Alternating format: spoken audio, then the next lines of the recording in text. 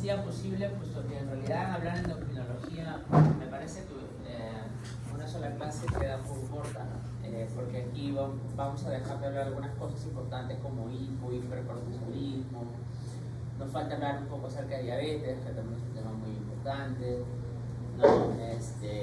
Pero bueno, se han tocado o se han seleccionado algunos tópicos que tampoco pueden ser algunos de los más relevantes.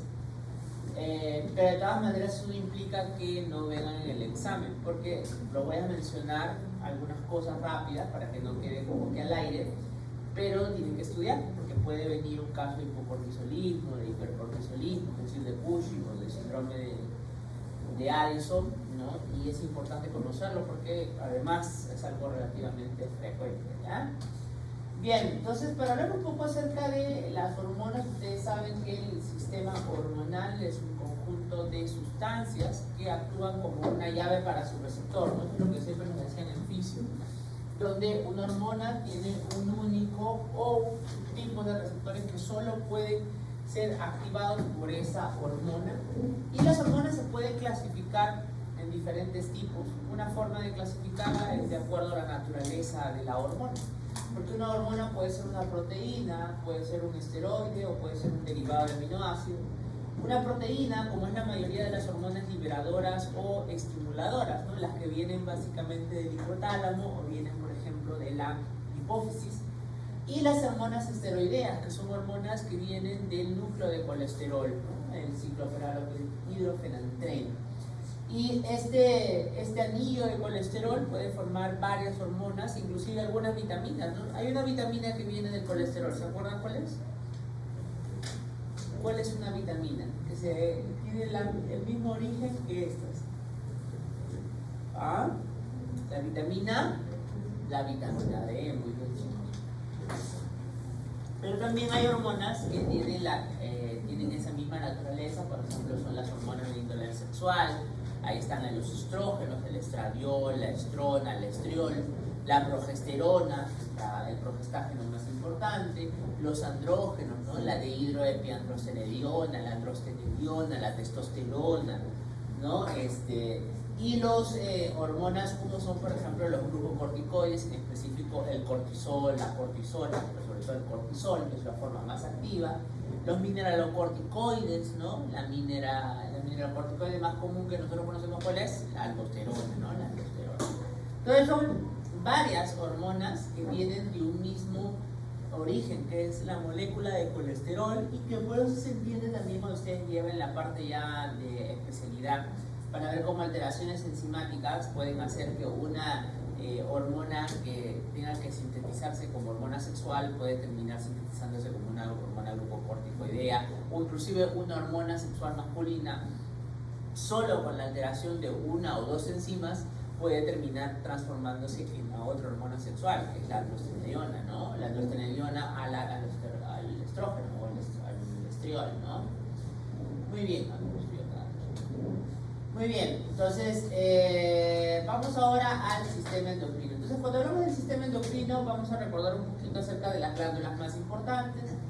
Ahí tenemos a la glándula tiroides, que es una glándula encargada básicamente del metabolismo basal, ¿no? Ella es la que regula cuánto es nuestro consumo de energía de todas las células en total, ¿no? Si aumentamos o disminuimos el consumo de energía para las reacciones químicas. Por lo tanto, es el que regula la tasa metabólica de nuestro cuerpo. Otra función muy importante es, por ejemplo, la de las suprarrenales. Las glándulas suprarrenales tienen dos tipos. Tiene a la médula, que secreta básicamente catecolaminas, o sea, adrenalina y noradrenalina, pero sobre todo adrenalina. Y la corteza, que tiene esas tres fascículos que nos enseñaban listo, ¿no? ¿Cuáles eran? Glomerular, fascicular y reticular, ¿no? Cada una con una función específica. La capa glomerular que sintetiza mineralocorticoides, ¿no? La aldosterona. La capa fascicular, que es lo que sintetiza. Muy bien, y el representante más importante de los glucocorticoides, ¿cuál es? El cortisol, por de lejos, ¿no? Entonces, y finalmente la capa reticular. ¿Qué cosa sintetiza la capa reticular? Las ya, o sea, dehidroepiandrostenediona, ¿no? La dehidroepiandrostenediona.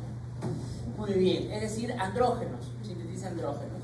Sin embargo, hay que recordar que la capa fascicular, en realidad, la capa reticular es una capa que, si bien sintetiza andrógenos, no es nuestra fuente principal de andrógenos. Nuestra fuente principal de andrógenos, ¿cuál es? En el varón, ¿cuál es la fuente principal de andrógenos? Ese es un tema que, por ejemplo, tampoco está acá, pero que hubiera sido bonito. Lo voy a plantear la otra vez, que por eso nosotros lo aumentemos. De repente, endocrino sería bueno partirlo en 2 clases, porque es un montón de información. Hola, hola. ¿Ah? ¿Ah? ¿Dónde? ¿Dónde? Sin miedo al éxito, chicos. ¿Ah? En los testículos, pues, muchachos, en los testículos, en los túbulos seminíferos, específicamente las células de Sartori. ¿Ya? En los testículos. ¿Y la mujer? No, pues porque es mujer, ¿cierto? ¿Sí? ¿No? La mujer no secreta andrógenos, pues, ¿verdad? Sí. Muy bien, doctor. ¿Quién dijo sí? Muy bien. ¿Dónde, doctor? Perfecto, está muy bien. Hombres como mujeres, chicos, secretamos estrógenos y andrógenos. O sea, no es que porque eres varón tú no secretas estrógenos y no, ahí nomás, no, nada de eso. Los dos secretamos. La única diferencia es la proporción. La mujer secreta mayor proporción de estrógenos y progestágenos en una etapa de su vida, y el hombre básicamente más andrógenos. ¿Dónde se sintetizan los andrógenos? Muy bien, doctor, en el ovario, en la célula, ya por ahí un poquito más, en el folículo sí es cierto, pero ¿qué célula de la célula del folículo? Muy bien, doctor. La mujer en el ovario, de hecho, ustedes saben que la mujer primero, para crear el estrógeno, primero crea el andrógeno, solamente que el andrógeno lo convierte en estrógeno. Por eso es lo que sucede en el síndrome de ovario poliquístico, que creo que no tienen tema de práctica, creo, ¿no? De eso, entonces, el síndrome de ovario poliquístico, por ejemplo, es una enfermedad donde se ve una alteración de la capacidad de convertir estrógenos de los andrógenos a los estrógenos, ¿no? Entonces, por eso tiene muchas características, algunas características del andrógeno. Muy bien. Bien, entonces eso es lo que con respecto a las hormonas suprarrenales. Entonces recuerden, si bien es cierto, la capa reticular sintetiza andrógenos, no es la fuente principal. Luego está lo que es el páncreas. Con el páncreas no lo vamos a tocar mucho ahora, que es básicamente su control más importante, es el control del metabolismo, pero de los carbohidratos, las proteínas y los lípidos, ¿no? Es el que regula la cantidad de consumo de la fuente de energía, mientras que la tiroides regula cuánto de energía utilizamos. El páncreas, específicamente mediante las células de Langerhans, ¿no? O los islotes de Langerhans, regulan cuánto es lo que vamos a consumir. Luego están los testículos ovarios, ya no voy a repetirlo, ¿no? Ya saben cuáles son las hormonas principales. Pregunta de examen, chicos, ¿cuál es pregunta de examen? A ver, ¿cuáles son los estrógenos que secreta la mujer y el hombre también? ¿Cuáles son los estrógenos? Estrógenos es una palabra, pero no es la hormona. ¿La hormona cómo se llama? ¿Cuál es el estrógeno más importante de la mujer antes de la menopausia? O sea, el secretado principalmente por el folículo ovárico. El estradiol, el 17-beta-estradiol. Muy bien, ese es el estrógeno más importante. Luego tenemos, todos tenemos, de hecho, inclusive varones y mujeres, tenemos una cantidad de estrógeno que secretamos de manera periférica, que lo hace el adipocito, porque el adipocito tiene colesterol, por lo tanto puede secretar estrógenos. ¿Qué estrógeno secreta el adipocito?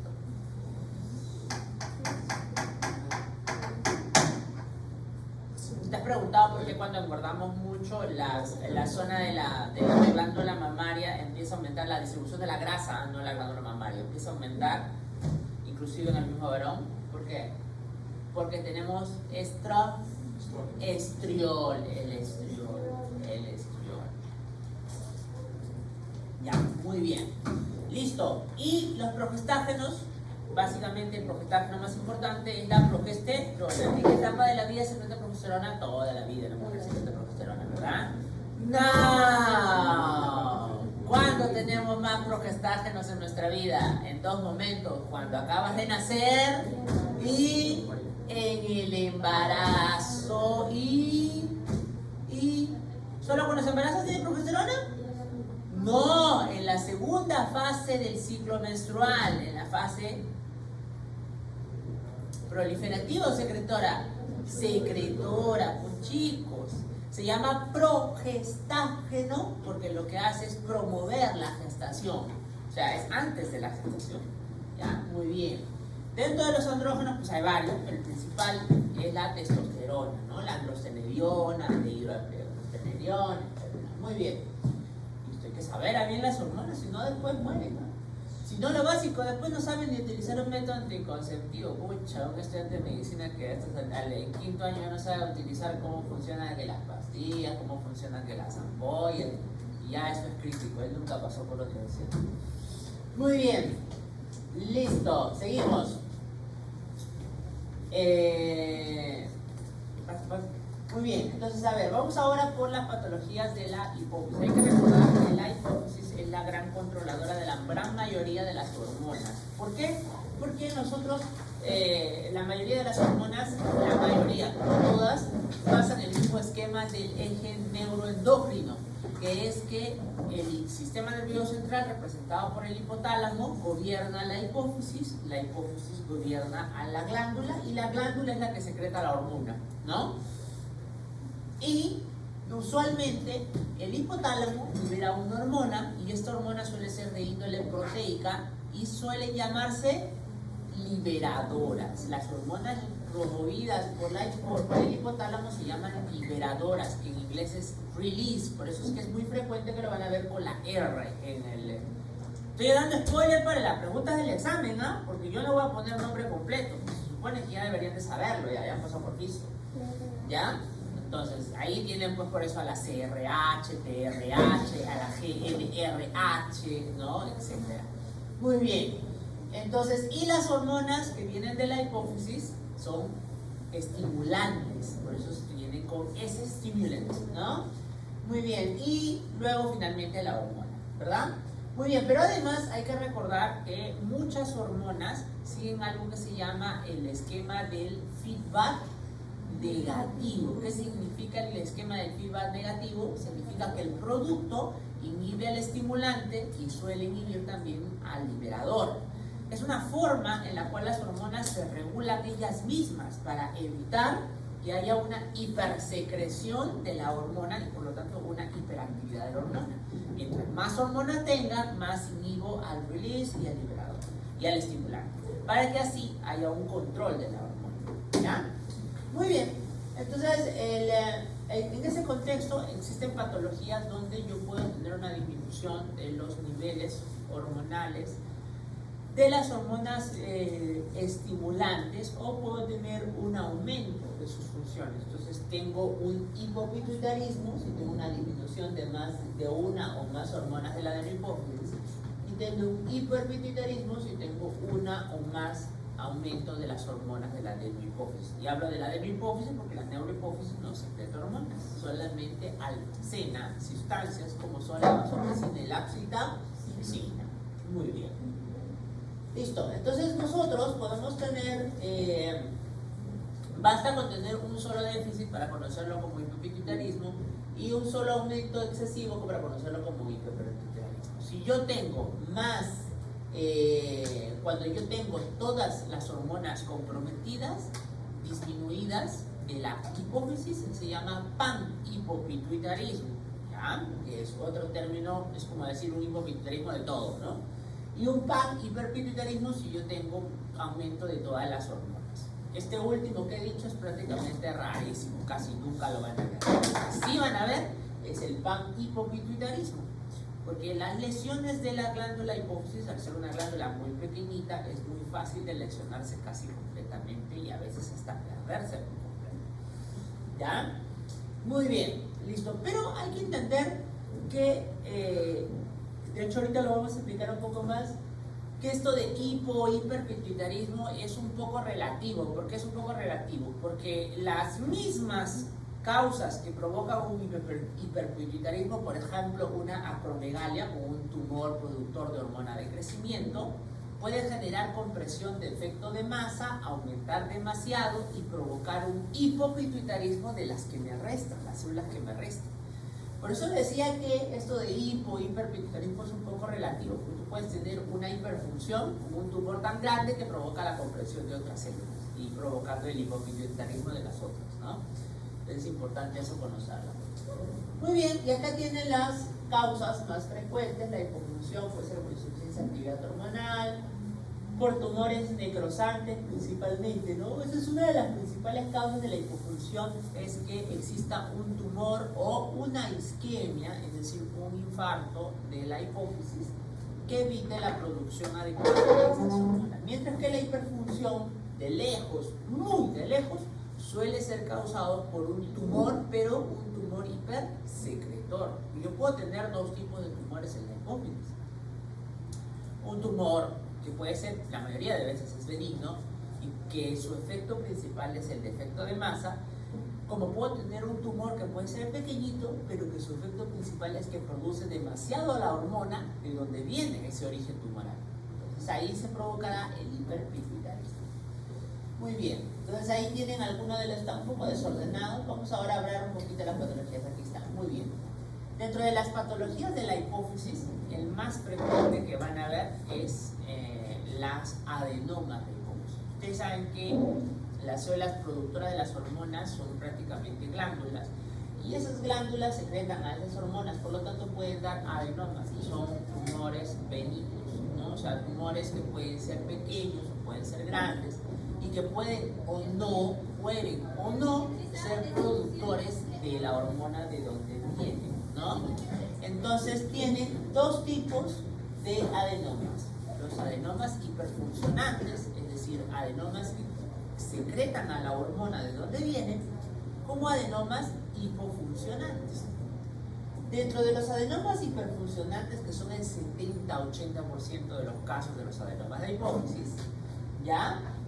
Uno de los más importantes, el más frecuente, el hiperprolactinoma, es decir, el adenoma de las células de galactotropas, es decir, de las células productoras de prolactina, ¿no? También hay otras hormonas, hay otros adenomas, por ejemplo, adenoma, otro muy frecuente es el adenoma de células somatotropas, es decir, hormonas, que la hormona que va a liberar es la hormona de crecimiento, ¿no? La hormona de crecimiento que provoca un cuadro clínico que se conoce como la acromegalia, se llama la acromegalia. Ustedes llegaron a escuchar acerca de Margarito, ¿sabían quién era Margarito? Sí.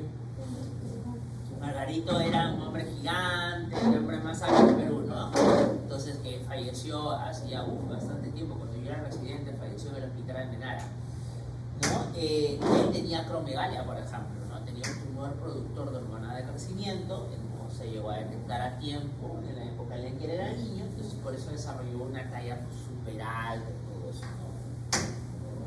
Bien, 20-30% son los silentes, los no funcionantes, es decir, los que no provocan producción de hormona.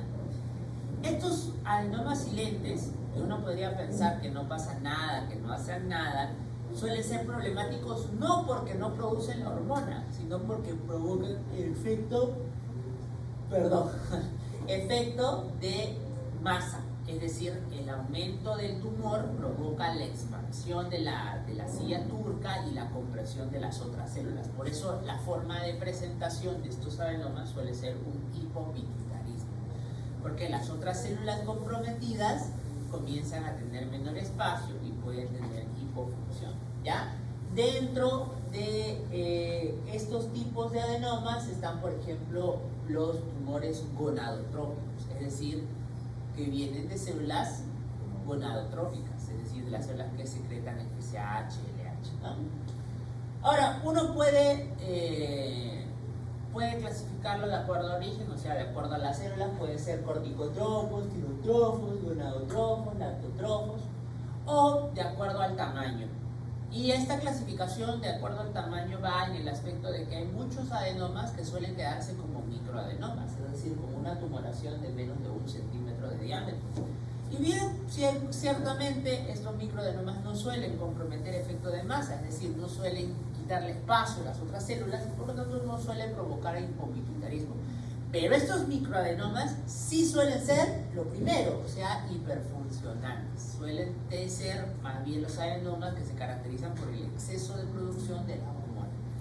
Mientras que los macroadenomas más bien es todo lo contrario, suelen ser más hipofuncionantes, ¿no? Y el efecto que producen es evidentemente más el de mayor decompresión de efecto de masa. Y hablando del efecto de masa producido por estos macroadenomas, el efecto más importante es el conocido como síndrome celar.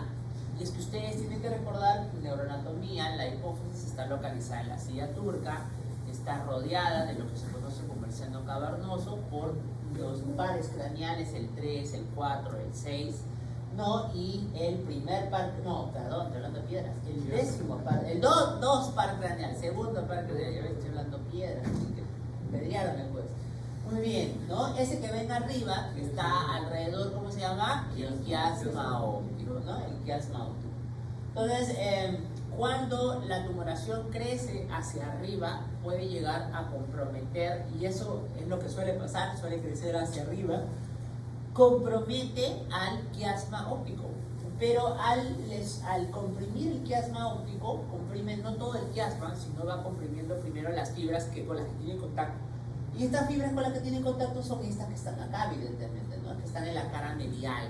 Entonces, si yo recuerdo muy bien neuroanatomía, les recuerdo que los campos visuales vienen a través de las fibras nasales y las fibras temporales. Las fibras nasales son las más mediales y las fibras nasales me traen información del campo temporal. O sea, quiere decir, las fibras que están por el medio me traen la información de la retina de los campos temporales, o sea, de las zonas laterales. ¿Sí? Como que se cruzan, ¿cierto? Entonces es por eso que una de las manifestaciones más frecuentes, no las más frecuentes en realidad, estoy mintiendo porque no suele ser lo más frecuente, pero es lo más preguntable porque, les repito, los que hacen los exámenes en el ENAM y el ENAR son viejitos que no leen Up to Date, no se actualizan. Y como no se actualizan, siguen preguntando la misma vaina de siempre. Entonces, pero la clásica manifestación más frecuente es la hemianopsia bitemporal. ¿Cuándo sucedería eso? Cuando tienes un tumor que comprime las dos fibras nasales del quiasma óptico. Entonces, si yo comprimo las dos fibras nasales del quiasma óptico, ya los campos de acá afuera no se ven y la persona tiene ceguera de los campos temporales, tanto del derecho como del izquierdo. Entonces sucede algo clásico que está en los libros de semiología que dice la visión en tubo o visión tubular. ¿Por qué le dicen visión tubular? Porque el paciente parece que ve así nada más. Todo lo que está dentro de este tubo lo puedo ver y todo lo que está por fuera no. Si él quiere ver más allá, tiene que voltear el ojo. Tú normalmente cuando tú miras no necesitas voltear el ojo para tener una percepción general de lo que está acá a tu costado, ¿cierto? Entonces eso lo pierden los pacientes porque esta campo visual se pierde. ¿Okay? Y eso produce la clásica hemianopsia bitemporal. Pero en realidad no es frecuente que sea la primera forma de presentación porque para eso tiene que haber comprometido primero un cuadrante, por eso es que suele provocar cuadrantopsia temporal superiores. Miren, inclusive una cuarta parte, no siempre las dos partes enteras. Entonces, cuadrantopsia temporal superior o hemianopsia bitemporal, que es la más preguntada, y la disminución de la agudeza visual. A veces suele pasar que, miren, el tumor puede llegar a crecer para los costados. Y si crece para los costados, comienza a comprometer el tercero, cuarto, quinto, estoy hablando piedras otra vez, tercero, sexto y cuarto par craneal, ¿no? Que son los que están, miren, acá, hacia los costados del seno cavernoso. Entonces, el más cercano es este que está aquí. El más cercano es el tercer par craneal. Por eso es que un compromiso que suelen tener es la diplopía. Porque yo me acuerdo que en neuranato el tercer par craneal mueve hacia arriba, mueve hacia abajo, mueve hacia adentro, ¿no? Hacia adentro, ¿no? Hacia afuera no, hacia afuera ¿quién mueve? El 6, el abducens, ¿no? Muy bien, entonces por eso tiene diplopía. ¿Por qué? Porque cuando quiere mirar no puede seguir un ojo, no puede seguir al de acá. Como no puede seguir al de acá, tampoco mirada visión doble, porque el ojo no se condice con el otro, no se puede ver. Visión doble, diplopía. Bueno, y aparte de eso, pues pueden provocar efecto de masa, por lo tanto cefalea, pueden provocar rinorrea porque puede provocar ruptura de la tabla del hueso etmoides y apoplejía hipofisiaria, que es cuando hay una isquemia o una ruptura hemorrágica total de la hipófisis producto del tumor, ¿no? Pero además, a veces el tumor cuando crece, como ustedes pueden ver ahí, puede crecer considerablemente y crece en una zona donde además hay un montón de estructuras alrededor, por lo tanto no le deja mucho espacio. Los tumores que no parecen tan grandes pueden provocar algo que se llama hipertensión endocrinal. ¿Por qué? Porque el tumor aumenta el volumen en el interior del cráneo. Entonces, por lo tanto, la presión en el interior aumenta significativamente y eso se genera como la hipertensión endocrinal, que se caracteriza básicamente por tres cosas, que son el papiledema, o sea, el edema del nervio óptico, la cefalea, ¿no?, muy intensa, y los vómitos explosivos, que es la triada clásica de la hipertensión endocrinal. Muy bien, entonces los síndromes de hipersecreción pueden ir,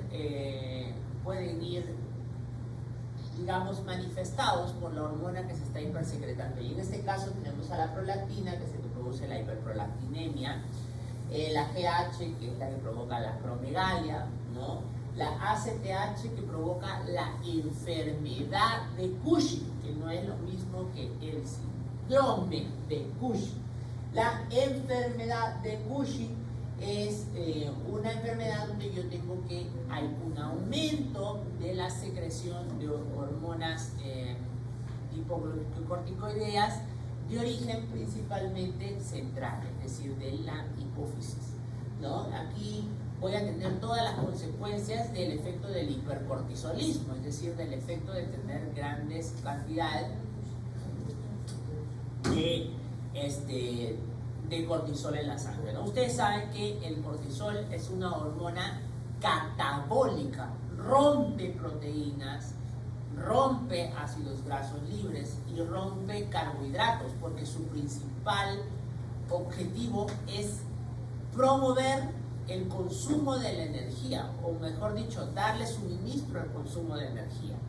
Entonces, lo que busca es desesperadamente convertir todo lo que tengas en glucosa para que tus células puedan tener esa fuente de energía que es la principal de las células, ¿no? Por eso es que el cortisol, junto con el glucagón y junto con la hormona del crecimiento, son las tres hormonas diabetogénicas del cuerpo, que promueven la hiperglucemia, ¿no? Se contraponen a la insulina.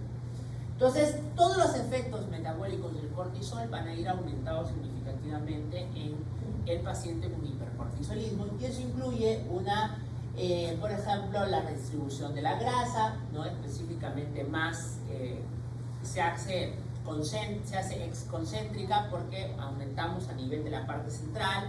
El paciente con enfermedad de Cushing suele tener una barriguita grande, pero característicamente tiene una disminución de la masa muscular y de la grasa más distal. Por eso es que suele tener pies flaquitos, piernas flacas, manos flacas, pero barriga gordita, ¿no? ¿Por qué? Porque hay una redistribución de la grasa. Estrías abdominales, porque el cortisol disminuye el grosor de la piel, por lo tanto fácilmente puede provocar el estiramiento de esta piel y la ruptura de la capa basal, ¿no? Y puede provocar osteoporosis, porque el cortisol promueve la salida de calcio de la hidroxiapatita de los huesos, entonces puede provocar osteoporosis. Diabetes, de más está decirlo, ya les dije que es una hormona diabetogénica porque promueve la hiperglicemia. Hipertensión arterial, porque aumenta el gasto cardíaco y promueve la vasoconstricción mediada por el simpático. Eso quiere decir que aumenta la presión arterial, ¿no? Debilidad muscular. ¿Por qué será la debilidad muscular? Porque es hipercatabólico.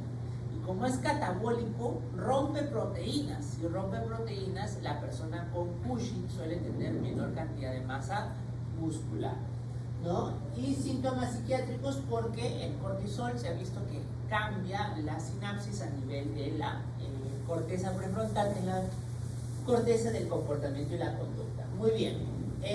La TSH también puede estar aumentada, provocando hipertiroidismo, como vamos a ver más adelante, y la FSH y LH pueden estar también aumentadas, lo que finalmente, como ustedes saben, va a disminuir los niveles, va a aumentar los niveles de estrógeno, estradiol o testosterona, provocando alteraciones como la fertilidad y pérdida de hormonas, ¿no? Muy bien, entonces nosotros tenemos acá el prolactinoma, esta es la acromegalia, que es el tumor productor de hormona de crecimiento, y la enfermedad de Cushing, ¿no? hiperpituitarismo, y acá lo vamos a ver, vamos acá de frente a la hipófisis, a las patologías de la hipófisis. ¿Dónde están? Acá vamos al primero, donde están manifestaciones, efecto de masa, ya lo dije, esto es repetido, este también es repetido, y vamos al hiperpituitarismo. Y dentro del hiperpituitarismo, una de las hormonas que más frecuentes se suelen que suele producirse en exceso son o la prolactina o la hormona de crecimiento. Son básicamente las dos formas de presentación más importantes de hiperpituitarismo. También puede ser del otro autor de TRH, de CRH, de ACTH y de TSH también, pero es rarísimo, muy raro son los adenomas productores de esas hormonas. Entonces, lo característico del hiperpituitarismo, tenemos un adenoma, por ejemplo acá, la acromegalia. La acromegalia es una patología donde yo tengo un tumor hipersecretor de hormona de crecimiento, es un síndrome por lo tanto característico de una hipersecreción de hormona de crecimiento. Entonces, la acromegalia en específico va a provocar el gigantismo cuando este se presenta, ¿cuándo? En la niñez, porque nuestros huesos solo crecen de largo en la niñez, nada más. Después de eso, así te pongas toda la hormona de crecimiento que quieras, no vas a crecer, ¿vale? Tus huesos van a crecer, pero al ancho, no a largo. ¿Por qué? ¿Por qué crecen los huesos a largo? Por la presencia de cartílago metaficiario. Nuestros cartílagos se cierran en la pubertad, en la adolescencia. Por eso es que perdemos ya la capacidad después de poder crecer, ¿no? Hasta los 21 años como máximo podemos llegar a crecer en el varón. Muy bien. Entonces la acromegalia se presenta generalmente como un sobrecrecimiento de tejidos. Es una hormona anabólica, pero solamente a nivel de los carbohidratos es una hormona catabólica, es decir, degrada proteína, degrada ácidos grasos y carbohidratos para promover la hiperglucemia. Pero a nivel de las proteínas es más bien anabólica, suele promover el crecimiento y el almacén de proteínas. Por eso es que aumenta la piel, hay hiperhidrosis, hay hirsutismo, un crecimiento de mayor cantidad de pelos, ¿no? Macrognatia, ¿no? Que es el crecimiento de la mandíbula inferior, al agrandamiento de las extremidades y los rangos faciales tóxicos, ¿no? Que es que a la persona comienza a crecer el hueso de la parte frontal y de la parte mandibular. Por eso lo característico en la acromegalia es esto que vemos acá, ¿no? Tiene un mentón y una frente con una región supraciliar súper pronunciada, porque el crecimiento es hacia los lados, ¿no? Hay rangos faciales tóxicos, y la macroeglosia, que es el agrandamiento de la lengua, porque también se da un aumento de la masa muscular, ¿no? Muy bien. Listo, hay síndrome del túnel carpiano. ¿Por qué puede haber síndrome del túnel carpiano? Porque el agrandamiento también se produce a nivel de los tendones, y los tendones comprimen a los nervios, entre ellos el nervio mediano, provocando el síndrome del túnel carpiano, agrandamiento de vísceras y agrandamiento de huesos en el caso de los niños. Ustedes saben que hasta en algún momento, hasta la época de los 80 y algo, 85, donde cuando todavía no se había descrito mucho los efectos de la hormona de crecimiento, al menos no en gran exposición, no había a veces el uso de la hormona de crecimiento por parte de los deportistas, ¿no? Y los fisiculturistas se ponían hormona de crecimiento. De hecho, hasta hace poco nomás algún idiota por ahí de la tele se seguían usando, no saben el daño que se están haciendo, porque se están provocando visceromegalia. De hecho, hubo un deportista que era, me acuerdo, atleta, pero no me acuerdo bien el nombre, que falleció de un infarto agudo al miocardio masivo durante una carrera, y al hacerle la necropsia le encontraron un corazón del tamaño de una vaca, ¿no? Que había hecho una cardiopatía hipertrófica y una cardiopatía isquémica, porque ustedes saben, crece miocito, pero no crece coronaria, pues. Entonces le ofrecí demasiado trabajo y hizo un infarto de más del 40% del ventrículo izquierdo. O sea, ahí quedó, shock cardiogénico y muerto, ¿no? Muy bien. Listo. Y también tiene efectos metabólicos, ¿no? Provoca la resistencia a la insulina. Acuérdense, las tres hormonas diabetogénicas del cuerpo son cortisol, hormona de crecimiento y glucagón. Entonces, porque su efecto principal es aumentar la glucosa. En el adulto, en cuestiones normales, normalmente la capacidad de la hormona de crecimiento para generar hiperglucemia es muy escasa, muy leve, porque por de lejos se lo lleva el cortisol. Pero si estoy hablando de un tumor hiperproductor, esas funciones que son muy leves se hiperagudizan y por eso es que Margarito tenía diabetes y él desarrolló diabetes. Muy bien. Hiperinsulinismo, riesgo de diabetes e hiperfosfatemia. Suelen tener dolor de cabeza, disminución de la audición, hipogonadismo, disminución de otras células, ¿no? ¿Por qué se da el hipogonadismo? Porque el tumor va acumulándose y ocupando el espacio de otras células de la hipófisis. E hiperprolactinemia porque suele asociarse, la acromegalia suele asociarse a un tumor productor en pequeñas cantidades de prolactina, ¿no? Y eso explica también por qué también hay hipogonadismo, porque la prolactina genera hipogonadismo. Muy bien. Ahora sí vamos a la hiperprolactinemia. En la hiperprolactinemia tenemos al tumor productor de prolactina como la principal causa. ¿Hay otras causas, doctor? Sí, por ejemplo, trastornos hipotalámicos, disminución de la inhibición dopaminérgica por medicamentos, adenomas de hipófisis distintos a lactotropos, etc. Pero digamos que el más común es el prolactino, es decir, el tumor productor de prolactina.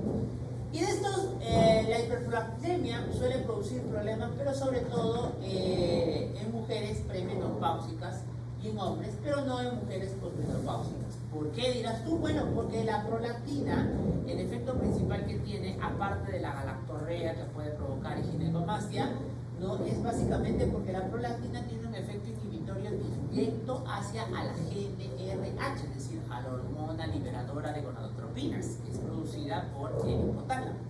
Entonces, al inhibir la GnRH, inhibe en específico mucho más a la hipersecreción de LH que a la FSH, lo que genera disminución de estrógenos, pero también disminución de testosterona. Por eso es que en el varón provoca disfunción eréctil, infertilidad y ginecomastia, y en la mujer provoca infertilidad y oligomenorrea. ¿Y ginecomastia por qué no produce?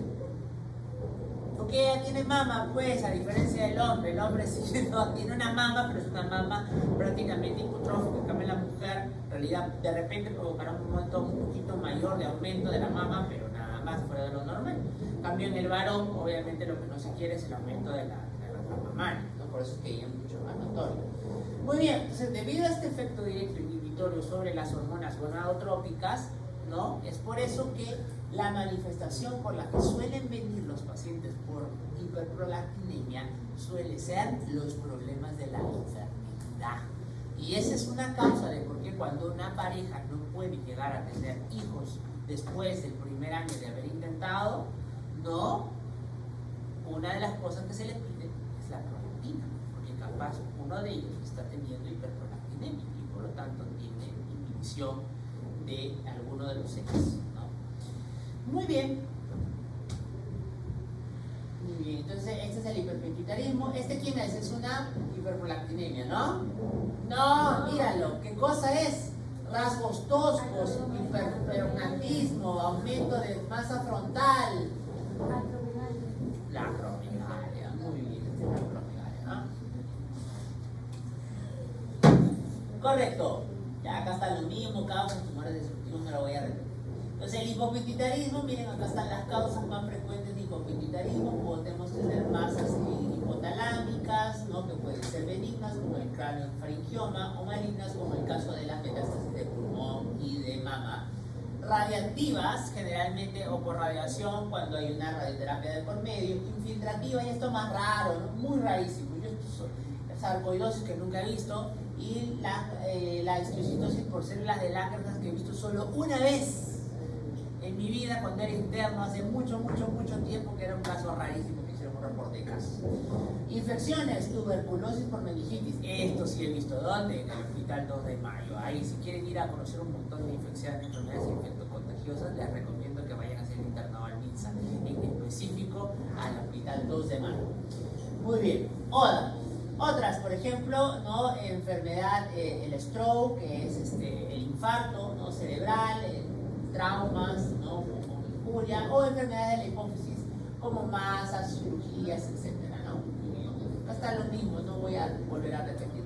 Miren, una de las causas de hipopituitarismo que sí seguramente van a ver, por eso siempre les recomiendo, traten de hacer su internado no en un hospital pequeño, vayan a un hospital grande, porque el internado va a ser su primer contacto como directo, casi como médicos hacia los pacientes. Ahorita cuando ustedes vayan a las prácticas, eso es un juego nomás, y es más, o sea que yo pensé yo todavía en nefrología, los estudiantes están ahí, uno está hablando como idiota, explicándole al paciente y él está, ni le importa.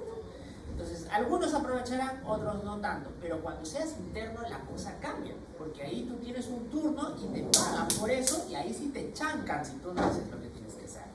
Entonces, ahí sí va a ser tu primer contacto con el paciente. Por eso te recomiendo, chicos, estudien, o tengan un buen promedio para que puedan agarrar un hospital como el 2 de Mayo, Loaiza, Bravo Chico, o estudien bastante, den su examen de salud, y de paso les van a pagar mucho más, porque al interno no le pagan casi el doble, ¿no? Entonces, y se van al Hospital Almenara, Hospital Ramaliati y Hospital Sahuar. Pero ahí queremos solo gente que trabaje. Si no quieres trabajar, mejor busca otro.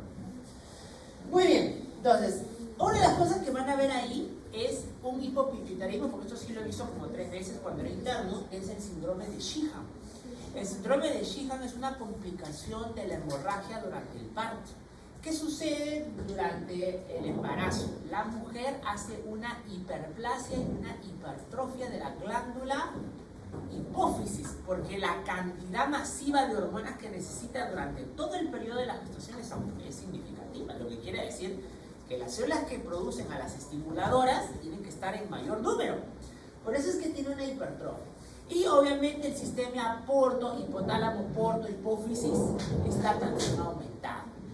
Pero, ¿qué pasa cuando yo tengo un embarazo donde tengo una hemorragia masiva? La cantidad de sangre que se puede perder, ustedes saben que la mujer en un parto puede llegar a perder hasta 1 litro de sangre en una sola. Eso quiere decir que esos plexos y ese sistema porto hipofisiario puede llegar a perder súbitamente todo ese volumen de sangre. Entonces, una glándula que está hipertrofiada, que está acostumbrada a una gran cantidad de función y una gran cantidad de gasto de ATP, súbitamente pierde ese soporte de sangre, por lo tanto, ¿qué hace? Un infarto, muerte por isquemia masiva de la glándula de la hipófisis. Y eso provoca esa es una causa, pregunta de examen del ENAM y del ENAR, de panhipopituitarismo, porque provoca súbitamente la pérdida de las funciones de todas las órganos, ¿no? Entonces suele tener hipotiroidismo, hipocortisolismo, ¿no? Todos los tipos, ¿no? Muy bien, listo. Entonces, ¿cómo se manifiesta? ¿Cómo se manifiesta? Doctor, tendrá pues un montón, tendrá dolor de cabeza, sí, puede tener dolor de cabeza, pero ¿sabes cómo lo va a notar la mujer? Porque uno viene a galactorrea, que es lo primero que la mujer percibe después del parto, que le quiere dar de tomar lechita a su bebito, y el bebito pobrecito le está jalando y no hay nada. ¿Por qué no hay nada? Porque no hay producción de la leche materna debido a la pérdida de las células lactotropas. Entonces no puede haber galactorrea, puede haber hipotensión, pero esto va más asociado al sangrado, ¿no? Intolerancia al frío. ¿Por qué será la intolerancia al frío? ¿Ah? Por el hipotiroidismo, pues. Aumento de peso, ¿por qué será? Por 2 cosas, por el hipotiroidismo, ¿no? Y por el hipocortisolismo. Fatiga, también por el hipocortisolismo. Disminución de la masa muscular por el hipotiroidismo. Hiponatremia por el hipocortisolismo. Hipoglicemia por el hipocortisolismo, porque el cortisol aumenta la glicemia. La pérdida de vello púbico y axilar, ¿por qué será? Por las pérdidas de las gonadotropas, ¿no? Y la involución mamaria. Las mamas comienzan a reducirse de volumen, cuando más bien durante la lactancia aumentan de tamaño, ¿no? Entonces eso suele parecer en el síndrome de Sheehan. Es una mujer que habitualmente ya después del embarazo tiene que permanecer de por vida con terapia de reemplazo hormonal. O sea, tiene que permanecer con hormonas para consumir. Y acá está, no lo voy a repetir porque ya es lo que acabo de decir, ¿no? Hay un crecimiento excesivo durante el embarazo, la pérdida masiva provoca una pérdida súbita de aporte sanguíneo al sistema porto-hipofisiario y eso hace que muera por hipoxia y por hipoperfusión. Bien, ¿no? Miren, ahí están algunos signos, falta de lactancia. Muy bien. Entonces, acá les he puesto las manifestaciones de hipopituitarismo, deficiencia de hormona y crecimiento. Si es un niño, pues habrá baja estatura. Si es un adulto, habrá aumento de grasa, ¿no? Y disminución de la masa corporal magra, ¿no? Habrá una deficiencia de corticotropina, provoca deficiencia de CTH y de cortisol, deficiencia de tirotropina, deficiencia de TSH y T3 y T4, y deficiencia de gonadotropinas me dará el hipogonadolismo hipogonadotrópico. Eso que parece un trabalenguas, es importante entenderlo. Cuando yo tengo, una cosa es el hipogonadismo, es decir, yo tengo una función baja de las hormonas de las hormonas gonadales, es decir, de estrógeno, prolactina y testosterona, y otra cosa es decir un hipogonadolismo hipogonadotrópico. Eso, hipogonadotrópico quiere decir que yo tengo reducción de las hormonas gonadales porque tengo disminución de las gonadotropinas, que son la LH y FSH, ¿no? En mujer. Y en varón, lo mismo. Muy bien, doctor, lo mismo. A ver, lo mismo. ¿Ya ves que los demás están durmiendo o creo que no lo han preferido? Creo que pensaban que era otra hormona las células masculinas. ¿Ya? Muy bien. Listo, están las tres, ahí están los déficits de gonadotropinas, trastornos menstruales, disminución de la libido, sequedad vaginal, pérdida de características femeninas, en hombres hay infertilidad, disfunción sexual, ¿no? Una de las cosas que las que se queja a veces el varón es la pérdida de libido, ¿no? Y la disfunción eréctil, ¿no? Quiere tener relaciones sexuales y no puede llegar a tener la erección. El déficit de la hormona de crecimiento, talla baja, disminución de la masa muscular en adultos, ¿no? El déficit de la prolactina, la incapacidad para la lactancia del parto, ¿no? Y en el varón, ¿qué producirá el déficit de prolactina? Nada, pues chico, nada, porque en el varón o alguien acá piensa darle de lactar a su bueno, nadie, ¿no? Déficit de hormona estimulante de la tiroides, ¿no? Obviamente va a provocar todas las manifestaciones del hipotiroidismo, que eso lo vamos a ver en un momento. Y el déficit de corticotropina provocará lo que se conoce como el hipocortisolismo. Acuérdense, miren, el cortisol es la hormona del estrés, o sea, funciona cuando mis requerimientos aumentan significativamente. Entonces, el hipocortisolismo provocará hipotensión, hipoglicemia, provocará fatiga, anorexia, respuesta disminuida al estrés, pérdida de peso, ¿no? Y se presenta en la enfermedad de Addison, ¿no? La enfermedad de Addison, ausencia de hiperpigmentación. Eso lo vamos a ver en un ratito. ¿Por qué es importante hablar de la ausencia de hiperpigmentación, chicos? Porque aquí suele haber más bien, ¿no?, una disminución de la hormona que produce al cortisol. ¿Quién es la que estimula el cortisol? La corticotropina, ¿no? ¿Cómo se llama la corticotropina? ¿Cuál es el otro nombre de la corticotropina? ¿Quién sabe?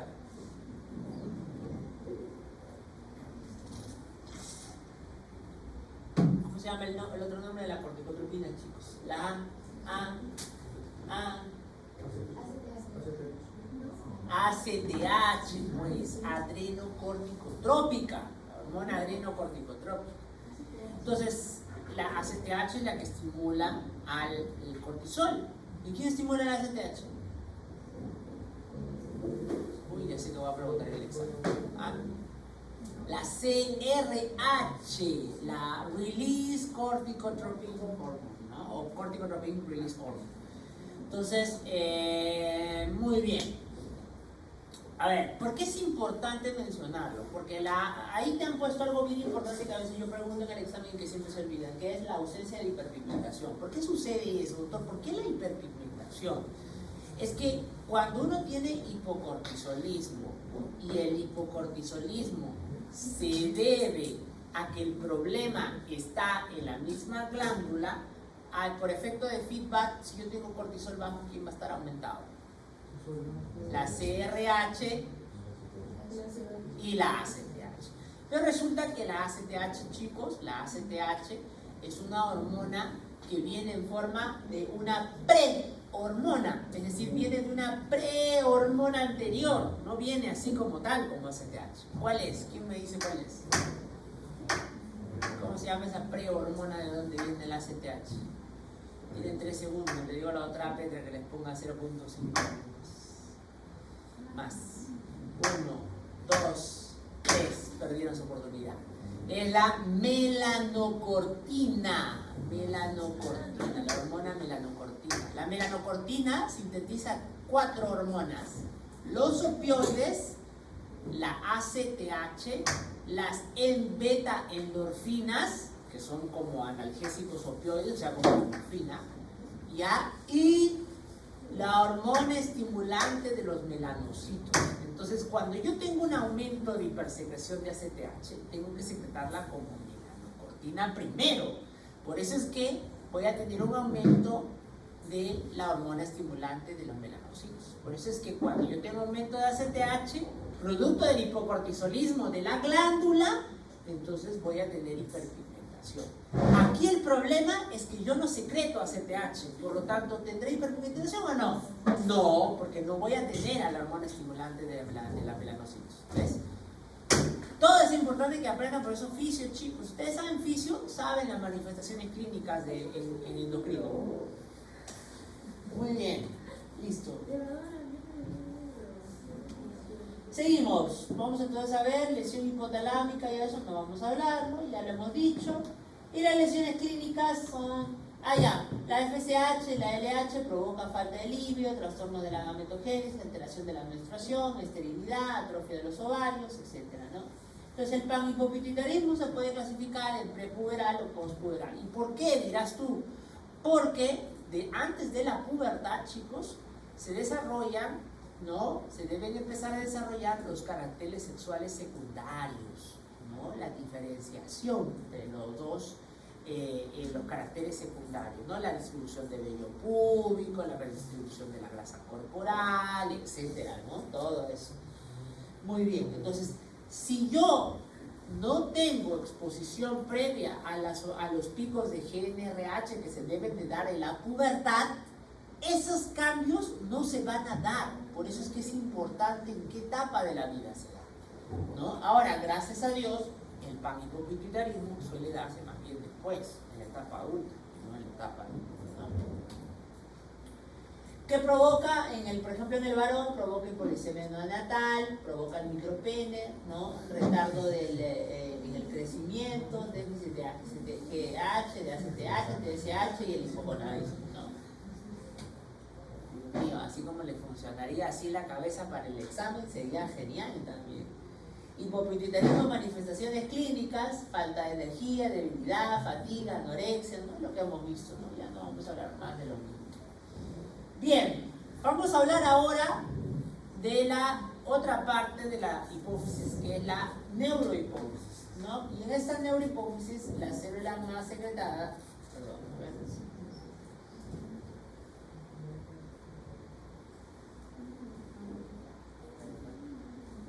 ya.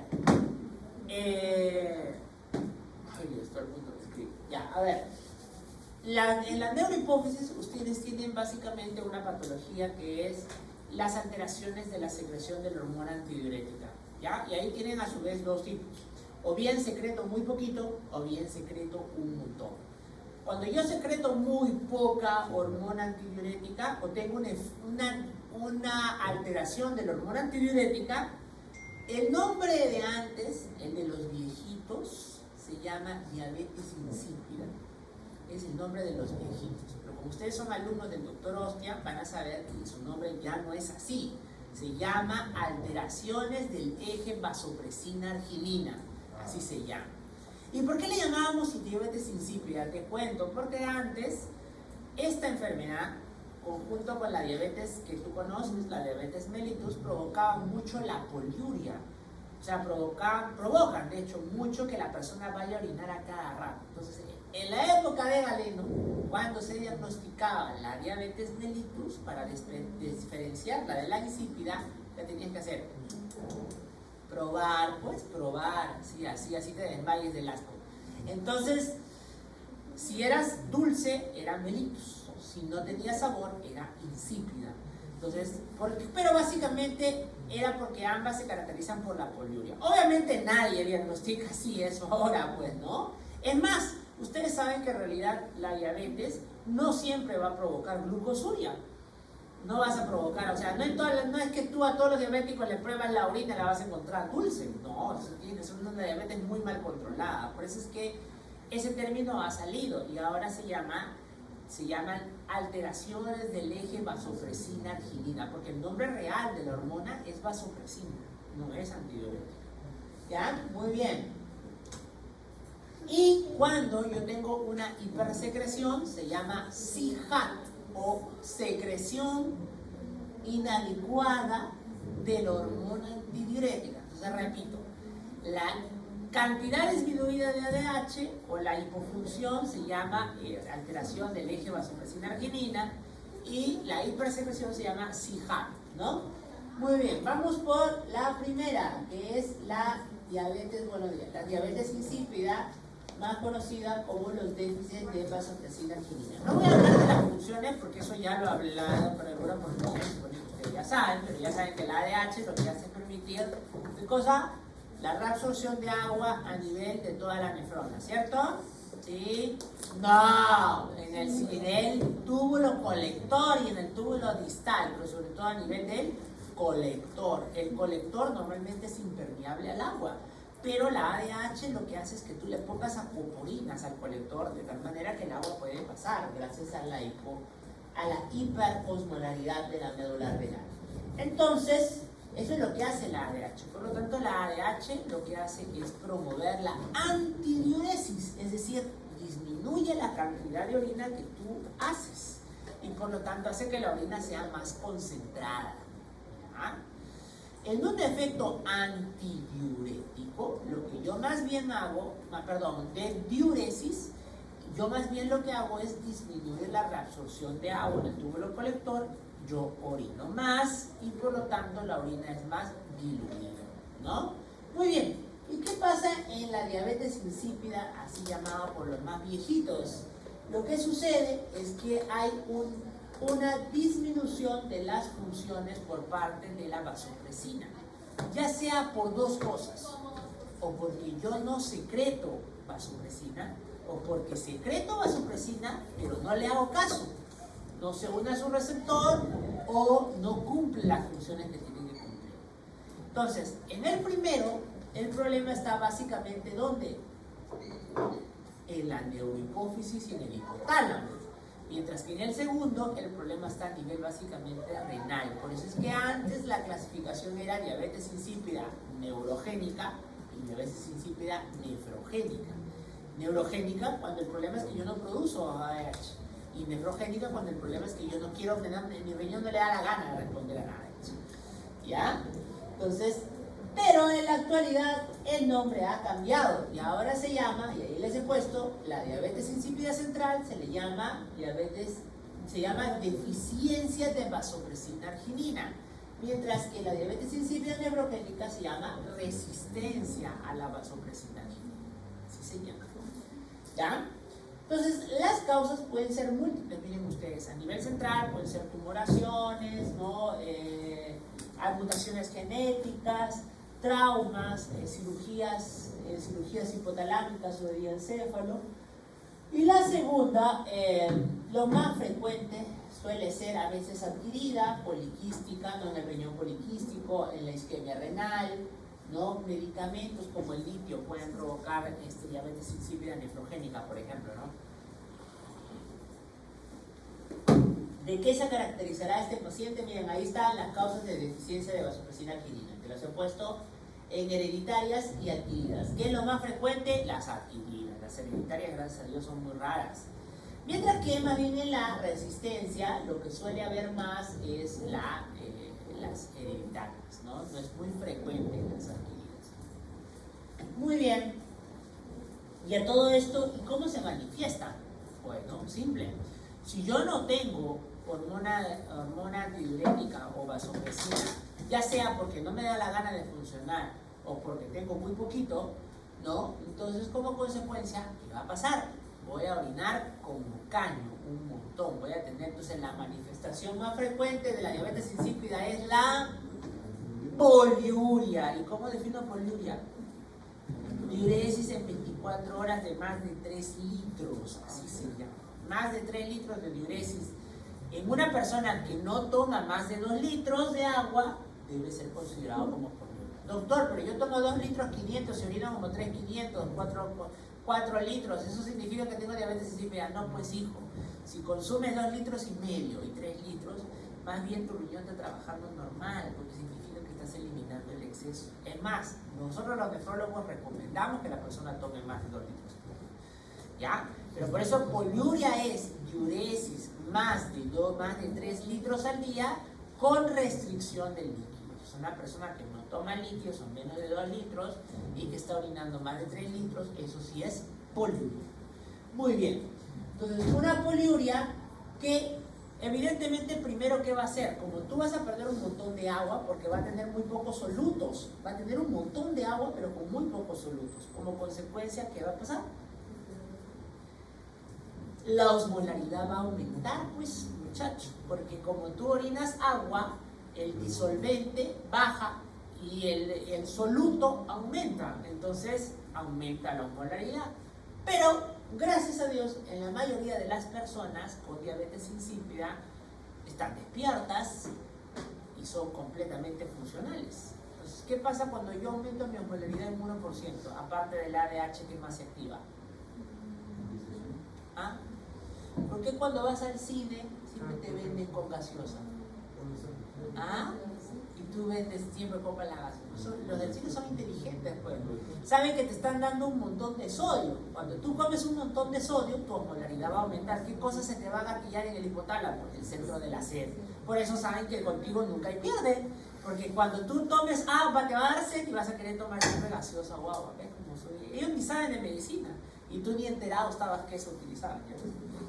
Muy bien. Entonces, si yo soy una persona competente, funcional, despierta en todos mis sentidos, lo primero que voy a sentir es sed. Por eso una cosa que tienen se llama la polidipsia. Voy a cada rato a tomar agua porque mi osmolaridad intenta aumentar. Si es que los mecanismos de la sed fallan y yo no tengo adquisición al agua para poder tomarlo, o tontamente tomo un líquido que tenga un montón de osmoles, gaseosas, bebidas azucaradas, voy a tener más diuresis porque voy a aumentar más la osmolaridad y por lo tanto ahí recién aparecerá ¿qué cosa? La hipernatremia. La hipernatremia no suele aparecer si la persona tiene una buena ingesta de agua, pero agua pues no de gaseosa, ¿no? Muy bien. Listo. Ya está. ¿Entendido, no? Muy bien. ¿Y el CIJAR? El CIJAR es una secreción aumentada de la hormona antidiurética. Aquí esto es al revés. Yo secreto más hormona antidiurética. Ahora, doctor, ¿qué significa? ¿Qué hago liguria? No, tampoco, muchacho.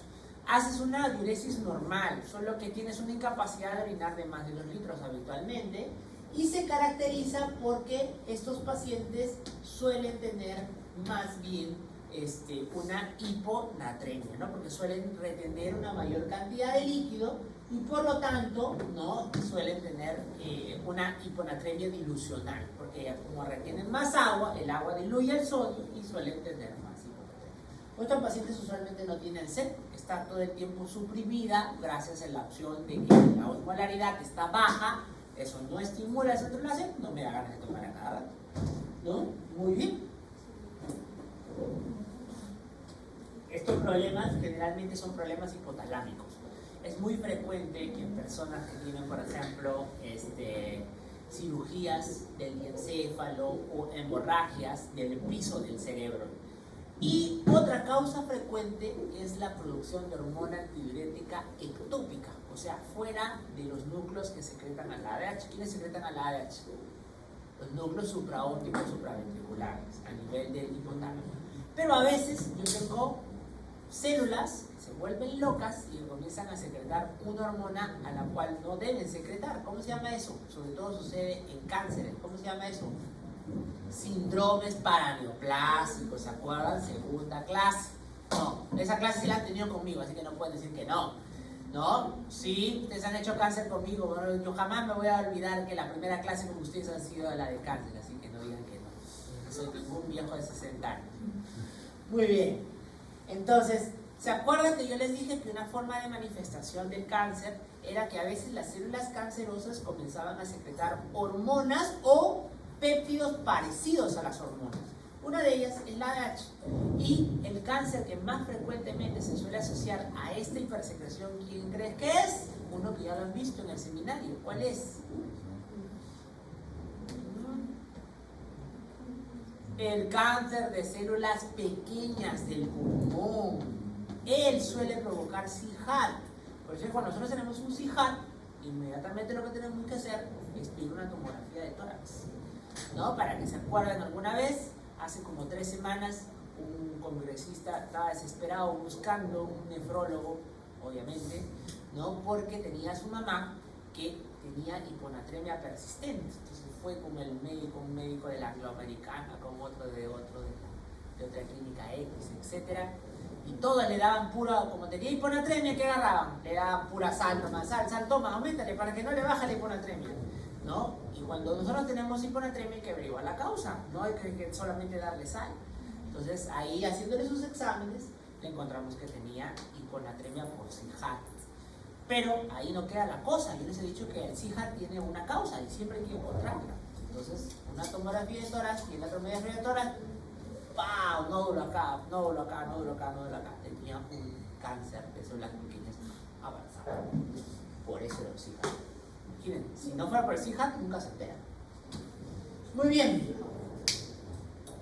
Ahí está. Bueno, eso es para que lo lean, ¿no? Y la fisiopatología es lo mismo, no solamente que al revés. Yo tengo una orina hiperosmótica porque más bien no reabsorbe una gran cantidad de agua, ¿no? Tengo por lo tanto un aumento de la natriuresis, ¿no? Y esto puede provocar primero lo que se conoce como una hiponatremia. Si yo no le doy tratamiento, puede provocar en algún momento hasta edema cerebral. La célula de la neurona, por la baja osmolaridad, aumenta la cantidad de agua que ingresa y por lo tanto a la célula y por lo tanto se edematiza, ¿no? Ahora sí, vamos ya para terminar a la hormona tiroidea. Miren, solamente para repasar los efectos de la hormona tiroidea. Acuérdense que la hormona tiroidea, es una hormona que sirve para el neurodesarrollo. ¿Qué quiere decir? Cuando tú naces, compadre, necesitas la hormona tiroidea para que los circuitos de las neuronas se conecten y para que puedas hacer sinapsis adecuadamente, ¿ya? Y es muy importante para el neurodesarrollo. Por eso es que una de las cosas que se te pide, ¿no? ¿Alguien aquí, alguno de ustedes es mamá? Ninguna, ¿o sí? ¿Sí? Ya.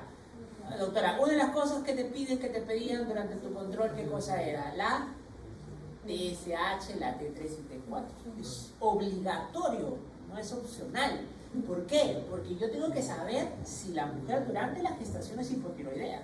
Porque si yo no me doy cuenta y ella tiene hipotiroidismo, después tengo riesgo de que el niño nazca con hipotiroidismo congénito.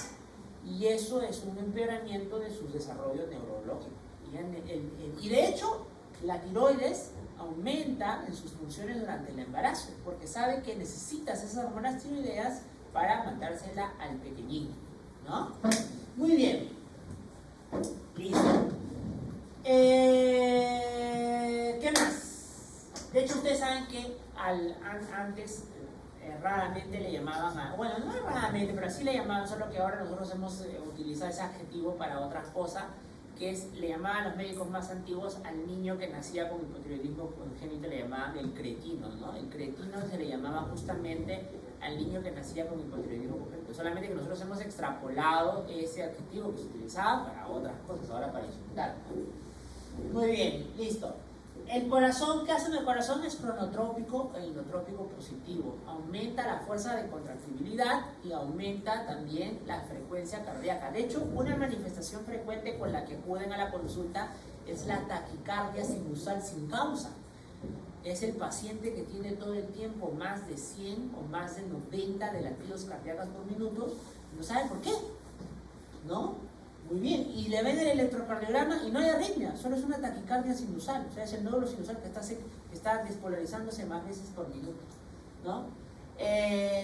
Tejido adiposo provoca la lipólisis, el músculo provoca la degradación de proteínas, el hueso promueve el crecimiento y el desarrollo esquelético, el sistema nervioso promueve el desarrollo cefálico normal, el intestino aumenta la motilidad intestinal, la lipoproteína más bien estimula la formación, y etcétera, entre otros. Miren, estos últimos efectos metabólicos que disminuyen lo que es aumenta la lipólisis y aumenta, por ejemplo, el consumo de energía, hace que por eso cuando la tiroides está aumentada, el consumo de energía es mayor, lo que implica que nuestras reservas se agotan, es decir, sobre todo la lipólisis, ¿no?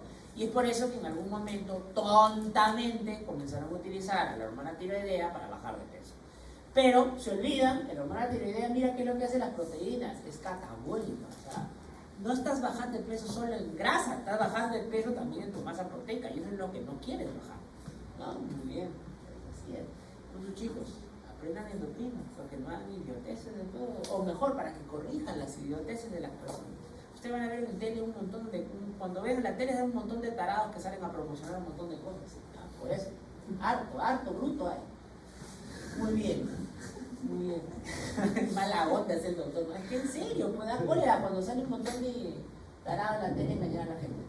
Muy bien, vamos ahora al hipertiroidismo. Miren, el hipertiroidismo es la hiperfunción de la hormona tiroidea, de la T3 y la T4, ¿ya? En todas las funciones que hemos visto, ¿ya? Entonces aquí sucede que hay un aumento, ¿no? de las hormonas tiroideas, ¿no? Por hipertiroidismo. Ahí dice por disminución de hormonas tiroideas el hipotiroidismo. Esa parte está confundida.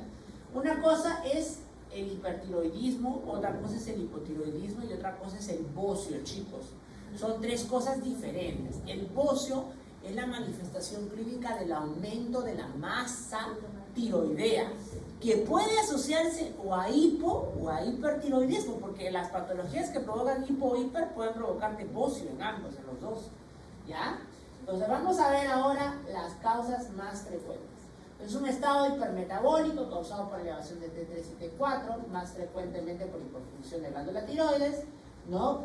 Puede ser causa frecuente la hiperplasia difusa, un bocio multinodular tóxico y un adenoma tóxico. O sea, tengo una hiperplasia de la glándula tiroidea que a veces se produce porque hay nódulos, ¿no? Hiperproductores de T3, ¿no? Y rara vez puede haber una tiroiditis, un carcinoma tiroideo, un adenoma hipoficiario o por fármaco, rara vez.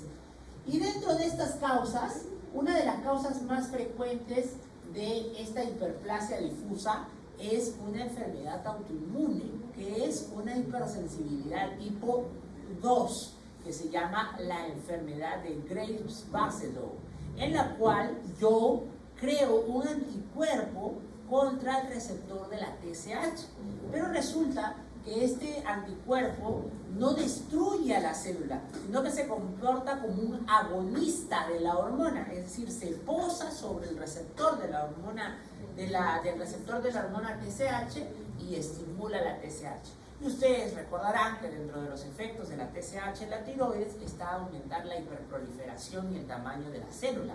Por eso es que provoca un bocio un bocio inflamatorio con infiltración de células, pero sobre todo también con un aumento de la masa de tejido tiroideo, ¿no? Y por lo tanto, eso aumenta las acciones de la TSH, aumenta la T3 y la T4, y por eso la manifestación es un hipertiroidismo, ¿no? La causa más frecuente. Secundario, rara vez, muy raro, ya les dije, muy raro, un un adenoma hipoficiario, ¿no? O sea, un adenoma de hipófisis. Rarísimo. Tumores trofoblásticos, rarísimos. Coliocarcinoma también es rarísimo. Y el tratamiento del hipotiroidismo. O sea, ¿qué cosa? Al paciente que toma su levotiroxina, nunca va al endocrinólogo durante 3 años porque dice que se siente bien, y resulta que después a los 3 años está tecleando todo, que no puede dormir, ¿no? Les cuento, yo tenía una compañera que era residente de inmunología, que era hipotiroidea porque había sufrido un cáncer de tiroides. Entonces le extrajeron gran parte de la tiroides, se quedó con hipotiroidismo adquirido y obviamente tenía que tomar levotiroxina. ¿Qué sucede? Que como tenía hipotiroidismo y era muy, no sé si decirlo, chancona o muy obsesiva con el trabajo, aumentó su dosis de levotiroxina durante toda la residencia. Entonces toda la residencia no podía dormir, tenía sus, ¿no?, los ojos bien abiertos ahí, ¿no? Era muy difícil de carácter para tolerar en las guardias, ¿no? Y hasta que un día ella nos dijo, ¿no?, de que ella había aumentado, su dosis era 75 miligramos y ella tomaba 120. ¿No? Así es, para que vean. Y siendo médico, para que vean esas cosas que hace, ¿no? Hasta que en el 3er año de residencia tuvo que entrar a descanso médico porque hizo una fibrilación por una taquicardia muy rara por la levotiroxina, ¿no? ¿Por qué no aumentó? ¿Por qué no aumentó? Porque según ella quería estar más despierta durante toda su residencia y quería, como le exigían mucho trabajo, ella misma aumentó su levotiroxina para estar más despierta y estar más hiperactiva. Para que vean, los médicos también nos volvemos locos, ¿ya ves? Así es. Ahí están, ¿no? Miren, esta es la enfermedad de Graves-Vaso, que es una enfermedad autoinmune. El adenoma tóxico, que es cuando yo tengo un solo adenoma productor de hormona tiroidea, ¿no? O puede haber el bocio multinodular, el adenoma multinodular, que yo tenga varios nódulos, ¿no? Eso es más raro. Muy bien, listo. Estos son los que ya les he dicho. Hipotiroidismo con ausencia de... a veces para diagnosticar, chicos, a veces para diagnosticar el hipotiroidismo se utiliza una prueba que se llama radionuclócido de yodo, que es marcar el yodo donde está a nivel del cuerpo, y si encuentra una hipercaptación de yodo se llama una tiroidismo o un hipertiroidismo captante de yodo, ¿no? Y una de las causas son las tiroiditis, o sea, la inflamación como la inflamación de Graves-Vaso. Vamos a las manifestaciones clínicas, que es la parte más difícil porque vienen un montón de manifestaciones clínicas, varias. Aquí les han puesto como, por ejemplo, hay una que siempre se acuerdan los estudiantes de medicina y que siempre le enseñan también los viejitos, que son el exoftalmos, ¿no? Yo estoy acostumbrado a que cuando yo voy a encontrar un hipertiroideo tengo que verle el exoftalmos, el ojo salido, ¿no? Sí o sí. Pero ese es un error, porque el exoftalmos no es una manifestación clínica del hipertiroidismo. El exoftalmos es una manifestación clínica de la enfermedad de Graves-Vaso, porque es una enfermedad autoinmune. En la enfermedad de Graves-Vaso, lo que sucede es que las células T y las células B comienzan a inducir a la producción de anticuerpos, que son los que van sobre la TSH, pero que en el ojo y también se van hacia la zona de la pierna, en la piel de la pierna, estimulan al fibroblasto para que estos creen más glucosaminoglicanos y fibroblastos en mayor cantidad. Entonces, ¿qué sucede como consecuencia? La grasa periorbitaria comienza a aumentar en grosor y eso empuja al ojo hacia afuera. Entonces no es un problema del hipertiroidismo, es un problema de la enfermedad de Graves. Por eso miren ahí que dice, el exoftalmos es de la enfermedad de Graves. Si yo tengo un paciente con hipertiroidismo, por ejemplo lo de la colega que tomaba levotiroxina, no la voy a encontrar exoftalmos. Si yo tengo un paciente hipertiroidismo por un adenoma productor de tiroxina, tampoco le voy a encontrar exoftalmos. Es una patogenia autoinmune, ¿ya? Muy bien, todo lo demás sí es por producto del hipertiroidismo, exceptuando el mixedema pretibial. Es otra cosa que suelen tener los pacientes con hipertiroidismo por enfermedad de Graves. Lo mismo que le pasa en el ojo, le pasa en la piel de la región del talón, en la región pretibial, ¿no? Ahí le suele aparecer como un edema que no deja fovea, que es duro, que es frío y que se ve como una infiltración de un material duro. Eso se le llama el mixedema pretibial. bien. Entonces, miren, este es el típico enfermedad de Graves, ¿no? El que todos los alumnos quieren ver cuando vayan al hospital, quieren ver una enfermedad de Graves, el oftalmos ahí, ¿no? Y no lo van a encontrar siempre, ¿no? Entonces, miren, este es el paciente con ojos saltones, ¿no? Protruidos, ¿no? El bocio, porque les he dicho que la enfermedad de Graves provoca infiltración de la tiroides, entonces eso provoca el bocio, ¿no? Flaco, despierto, hiperreactivo, con un cabello que tiende a la caída, a la ruptura, ¿no? Entonces acuérdense siempre, la enfermedad de Graves es la causa más frecuente de hipertiroidismo y no están relacionados con altas concentraciones séricas de hormona tiroidea, ¿no? Entonces una complicación de ella es la dermatopatía infiltrativa, que se conoce como el mixedema pretibial, y la orbitopatía de Graves, que es el exoftalmos, ¿ya? Muy bien. Dentro de las manifestaciones clínicas, las partes dérmicas están el aumento del flujo sanguíneo, disminución de la capa queratina, que me da como resultado una piel caliente, y el aumento de calirogénesis, o sea, comienza a producir más calor. Y eso provoca varias cosas. Uno, suda más, y dos, intolerante al calor. Eso es muy frecuente en el hipertiroideo, no tolera el calor, ¿no? El adelgazamiento del pelo, la onicolisis, ¿no? Que se rompe generalmente la parte de la base, eso se llama las uñas de Plummer, se llaman, ¿no? Están en el libro de semiología le dicen las uñas de Plummer, que son la onicolisis basal de la parte de la raíz de la uña. Adelgazamiento de las uñas, fácilmente quebradiza, se le quiebran las uñas, ¿no? Y la tiroiditis autoinmune provoca en la piel el mixedema pretibial. Acá les he puesto lo mismo que les he dicho, un aumento de la síntesis de los fibroblastos por citoquinas locales de glucosaminoglicanos. Muy bien. Oftálmicos, la mirada fija y el retroceso de los párpados, y solo en pacientes con enfermedad de Graves se da el exoftalmos. Muy bien, y esto es lo que les decía, ¿no? El exoftalmos se cree que es porque las células B, las células T producen esto que es el anticuerpo que se posa en el receptor del TSH, pero que en el fibroblasto, que está en la grasa periorbitaria, estimula la mayor síntesis de glucosaminoglicanos y también la hipertrofia y la expansión de los adipocitos. Por eso es que al aumentar la grasa orbitaria, empuja al ojo y eso es lo que hace que se vea. Doctor, ¿por qué no activa un sistema de complementos para producir necrosis? ¿Cómo? O sea, en la unión del anticuerpo y el receptor, ¿por qué Ya. no activa un sistema de complementos?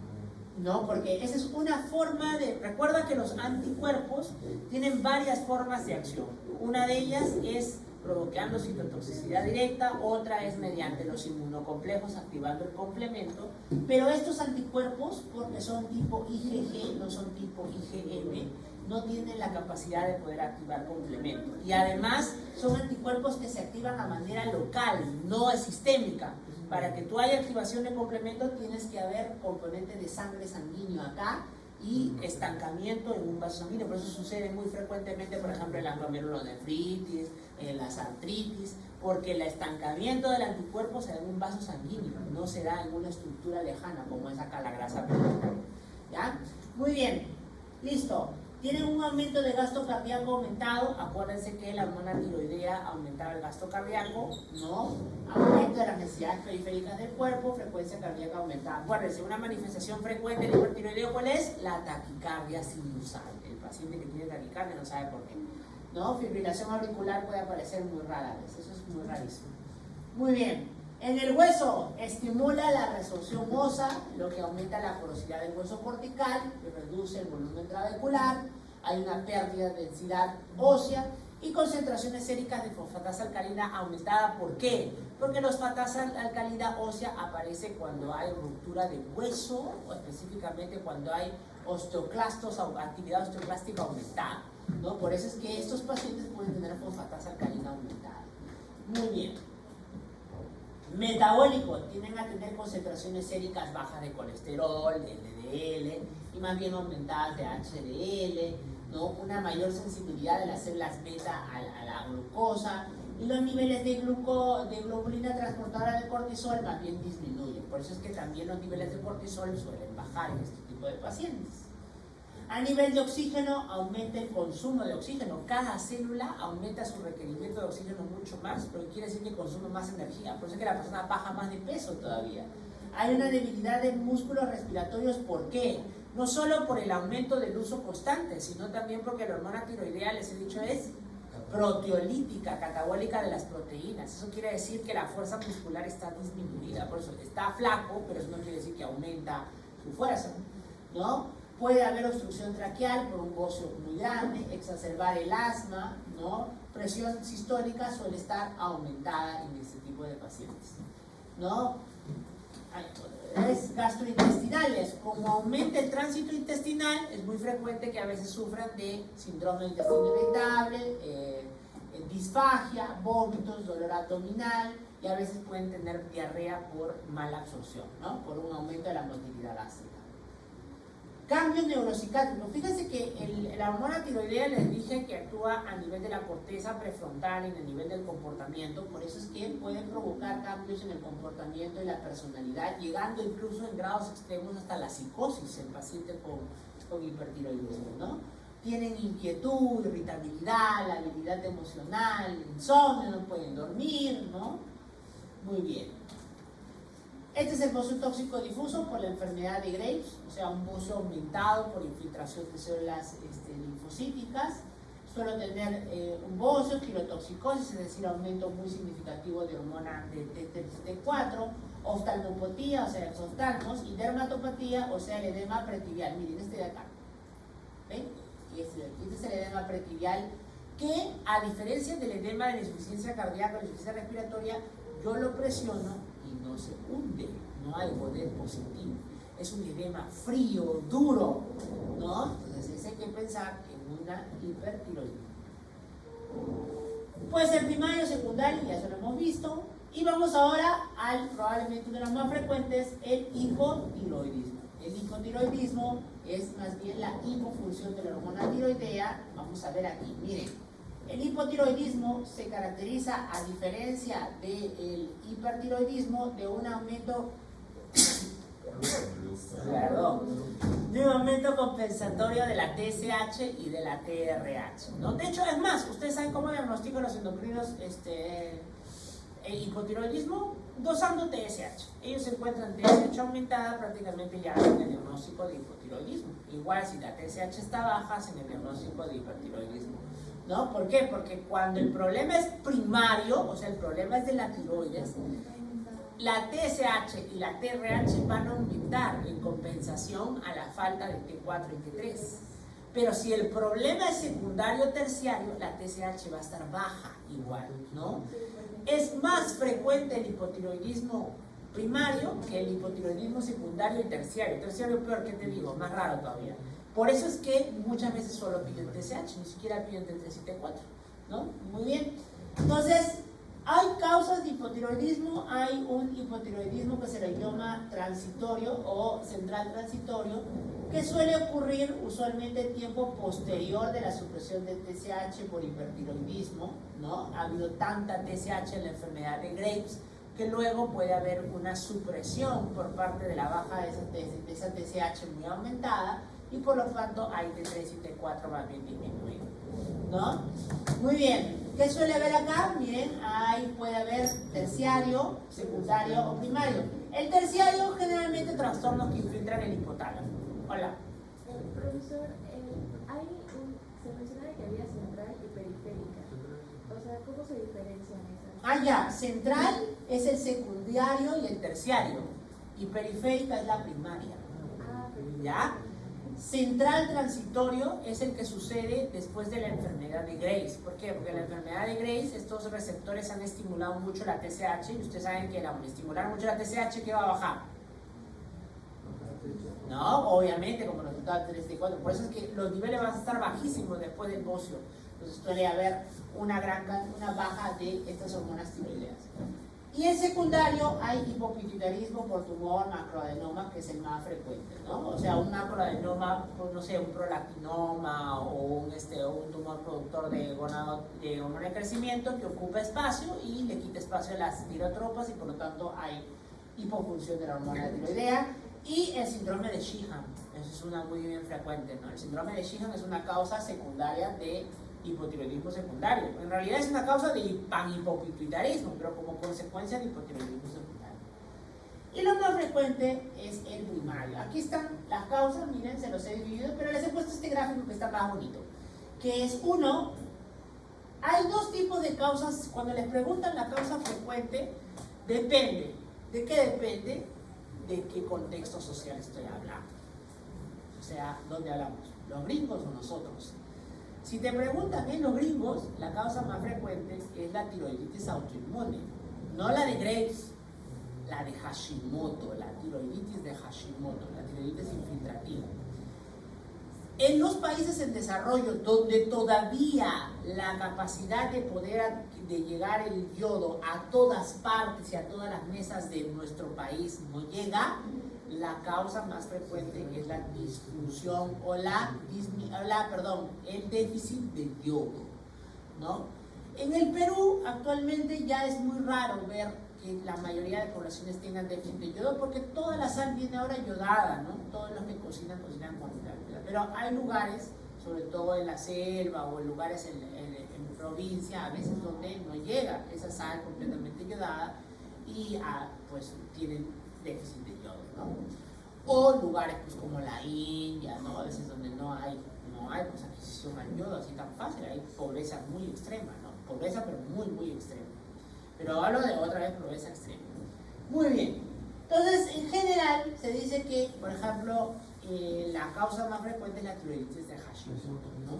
Que es una enfermedad infiltrativa. Una enfermedad infiltrativa donde hay una gran cantidad de linfocitos T y B, ¿no? Que destruyen a la célula folicular, por lo tanto no secretan pues una gran cantidad de hormona tiroidea. De hecho, a veces la tiroiditis de Hashimoto tiene dos formas de presentación, que es la que es lenta, progresiva, va destruyendo poco a poco y va atrofiando la tiroides. Y hay otra que es la hashitoxicosis. ¿Qué es la hashitoxicosis? Que es la crisis aguda de destrucción masiva de folículos tiroideos, que en un solo momento libera toda la laguna de ese folículo tiroideo con gran cantidad de hormonas tiroideas, y por eso es que la hashitoxicosis se puede asociar a hipertiroidismo, ¿no? Hipertiroidismo primero y luego hacen hipotiroidismo. Muy bien. La enfermedad iatrogénica, la tiroidectomía, ¿no? Por ejemplo, le extraen la tiroides por un cáncer, terapia radiactiva, ¿no? Radioterapia, a veces radioterapias en cuello que se dan para cánceres a nivel del linfoma, etc. El yodo, miren, tanto el exceso como el déficit dan hipotiroidismo. El primero porque no tengo déficit de tiroides para secretar la hormona tiroidea, y el segundo por un efecto que usted ya conoce que se llama el efecto de Wolff-Chaikoff, ¿no? En el cual yo tengo una organificación del yodo que no permite una adquisición adecuada para la hormona tiroidea, y eso no permite la utilización del mismo para sintetizarlo, ¿no? Drogas, ahora vamos a ver qué medicamentos, y la enfermedad infiltrativa como enfermedades de tiroiditis de Rieder, hemocromatosis. Esas son enfermedades más raras, súper raras, ¿no? Y esas son las hormonas, los medicamentos que pueden producir hipotiroidismo, ¿no? Inhibición de la síntesis y liberación de hormona tiroidea, o sea, el litio, las tionamidas, el perclorato, la aminoglutamida, la talidomida, ¿no? Disminución de la absorción de T4, la colisteramina, colestipol, colesebalam, el hidróxido de aluminio, carbonato de calcio, disregulación inmunitaria, y ahí van medicamentos biológicos, ¿no? Tiroiditis destructiva, ya esos son medicamentos ya más raramente utilizados. Muy bien. Pero hay que diferenciar dos términos, el hipotiroidismo clínico y el hipertiroidismo subclínico. El hipotiroidismo subclínico es cuando yo solo tengo niveles altos de TSH, pero niveles de T4 y de T3 normal. Por lo tanto, habitualmente la clínica que presenta el paciente es muy leve a casi inexistente. Mientras que el hipotiroidismo manifiesto es cuando yo tengo ambos, T3, T4 aumentado, TSH aumentado, con clínica y signos y síntomas de hipotiroidismo, ¿no? Acá hay un poco de la tiroiditis de Hashimoto, no la voy a hablar mucho, porque ustedes ya la van a hablar en el seminario. en la que yo tengo una hiperproducción de anticuerpos contra ya sea el receptor de la TSH, la tiroglobulina o la peroxidasa, ¿no? La peroxidasa.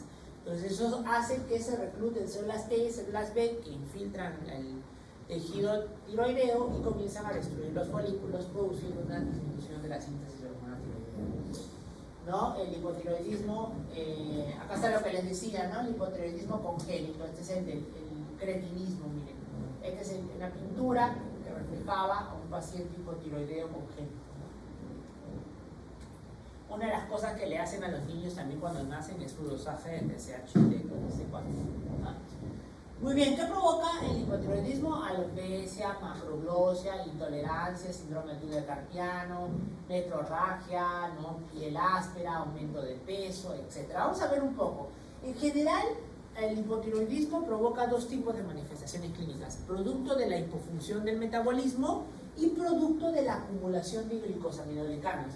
La fisiopatología exacta de esta última no se sabe muy bien, pero sí hay muchos trabajos bien antiguos de 1980, 1990, que reportan que la hormona tiroidea tiene un papel importante en la degradación del glicosaminoglicano que yo creo en el intersticio.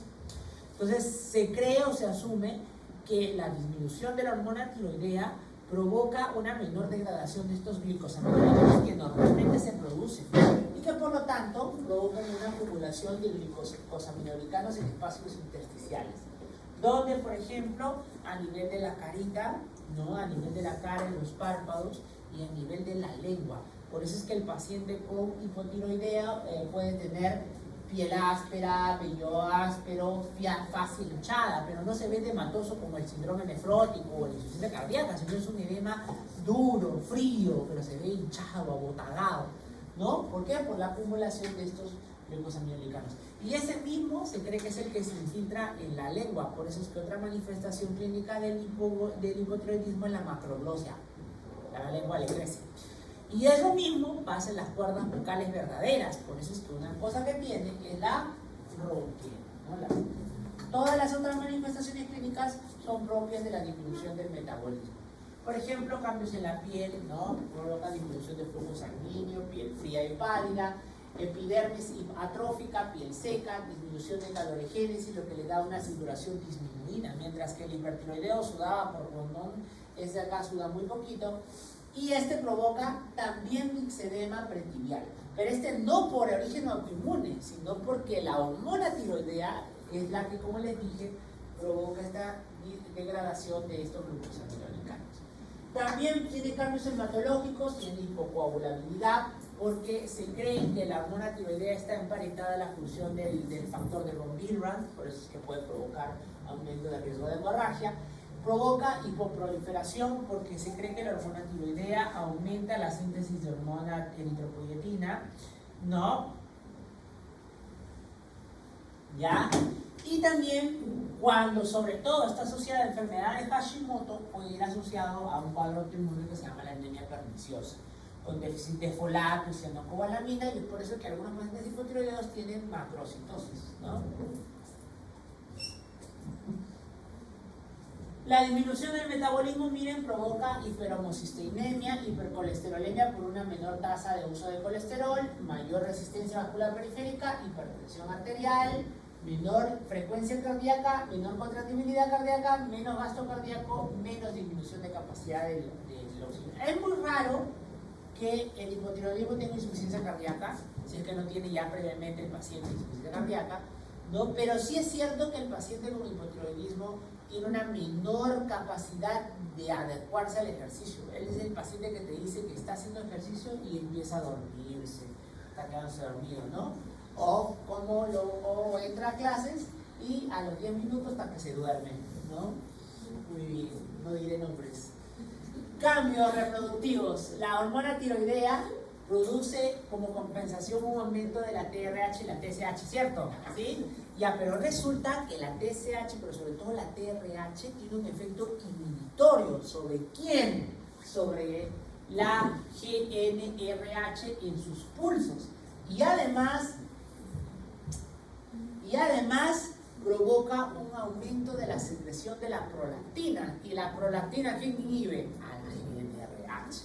Por eso es que es muy frecuente que el paciente con hipotiroidismo tenga problemas hormonales sexuales, tenga disminución de la libido, hipogonadismo, ¿no? Disminución de progestágenos y estrógenos, ¿no?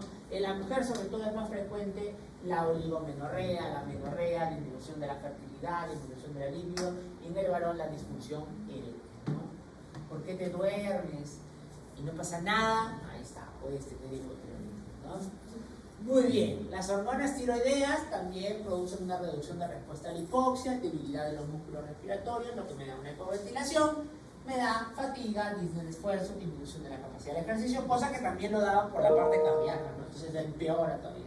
Y la macroglosia, que hemos dicho que sucede por la infiltración de glucosaminoglicanos, y es la razón por la cual esta macroglosia provoca en hipotiroideos algo que se llama el síndrome de apnea-sueño, en el cual, mientras se está durmiendo, la macroglosia impide el flujo adecuado de aire y es por eso que a veces se levantan como que les falta el aire. Se llama síndrome apnea-sueño.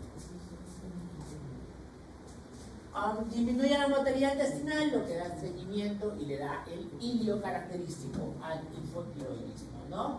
Neurológicamente, disminución de flujo sanguíneo, lo que da un deterioro cognitivo, es decir, un enlentecimiento del pensamiento, falta de concentración, disminución de la memoria a corto plazo, no se acuerda, ¿no? Pero también, acuérdense de lo que les dije, ¿no? Hay infiltración de glucosaminoglicanos.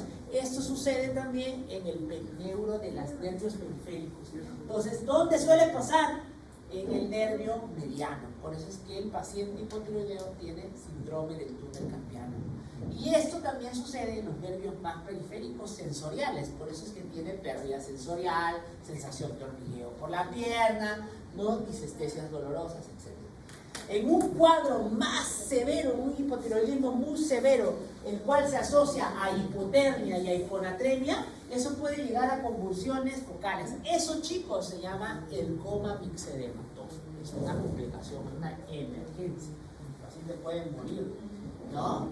Metabólicamente hay una disminución del uso de todas las fuentes metabólicas, por eso el paciente tiende a aumentar de peso, aumenta colesterol, aumenta hiperglicemia y el riesgo de diabetes, por lo tanto, es mucho mayor, ¿no? ¿El bocio puede darse, doctor? Claro, depende de la causa. Pues, por ejemplo, la tiroides de Hashimoto puede llegar a provocar primero un bocio y luego provocar el bocio atrófico, que es que más bien reduce de tamaño. No se vale. Muy bien. A ver, aquí dice, mujer de 37 años con antecedente, el último parto de hace 11 años en el cual presentó hemorragia postparto masiva. ¿Ya? Permaneció en coma durante 2 días en el área de terapia intensiva. Presentó agalapia, es decir, no le bajó la leche. Cesó su menstruación a los 29 años, ¿no? Y le fue además diagnosticada depresión por parto, en la cual menciona no haber recibido ningún tratamiento médico. Refirió hipotiroidismo con diagnóstico desde hace 4 años, que se trató con levotiroxina en 100 miligramos. Hace 3 años recibió una transfusión de 3 paquetes de sangre por encontrarse asténica, anémica y con trombocitopenia. Padecimiento actual, acudió al servicio de urgencias en estado inconsciente, con hipoglicemia, y un familiar refirió la manifestación de un síncope. Se desmayó, ¿no? Desde hace un día, sin malestar general. Menciona que después de realizar esfuerzos, inició con dolor en el epigastrio, con dolores que aumentaron en forma sofocante, acompañados de disnea, náuseas y vómitos, y responde a estímulos verbales. Asimismo, muestra palidez mucotegumentaria, pálida, pulmones normales, peristalsis normal. Se encontró paciente con presión en 90/60, frecuencia cardíaca en 27, con temperatura en 36. Se le realizó una glucosa y tenía 36, ¿no? Cuando lo normal es más de 100. En la resonancia magnética se le practicó y se le encontró silla turca vacía, con el resto de exploración completamente normal. ¿Qué le dio? Él le dio, ¿ah? Muy bien, eso le dio, un síndrome de Sheehan. ¿Y por qué está viniendo ahorita en específico? Por un hipocortisolismo.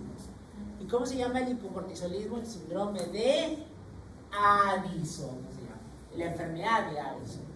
La crisis por hipocortisolismo grave se llama enfermedad de Addison. Es el paciente que hace hipotensión, adinamia, astenia, deshidratación, ¿no? ¿Por qué es? Porque el paciente, miren, esto solo lo que refleja es una mala historia clínica. Porque a esta paciente le diagnosticaron hipotiroidismo después del parto. Y nadie se puso a pensar, ¿y por qué tuvo hipotiroidismo? No es que aparece de la nada, ¿cierto? Dijeron, bueno, hay que darle levotiroxina nada más. Y si hubieran ahondado más en la historia, se hubieran dado cuenta de esto, de la hemorragia posparto masiva. Lo que había tenido es un panhipopituitarismo producto del síndrome de Sjögren. Finito. Muy bien. Vamos ahora a tomar lista A. Si no, no tiene sentido haber venido a clase.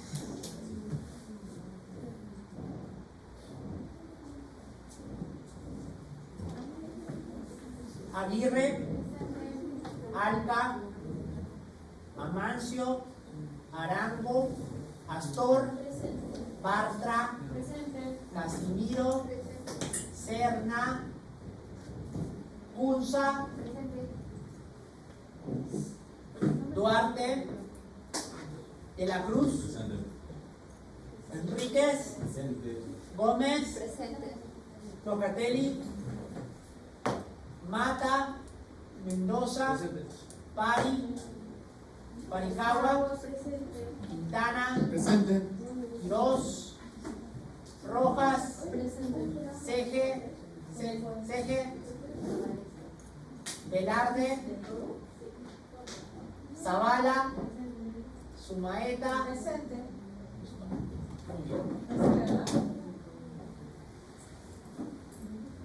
Muy bien, chicos, son libres. Podéis iros en paz.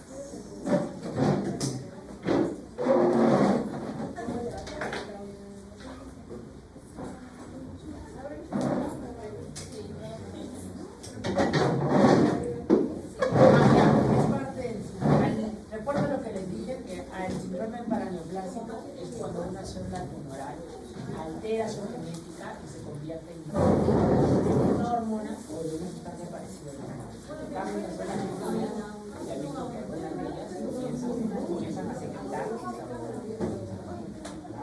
desde las células tumorales. Igual puede ser ahí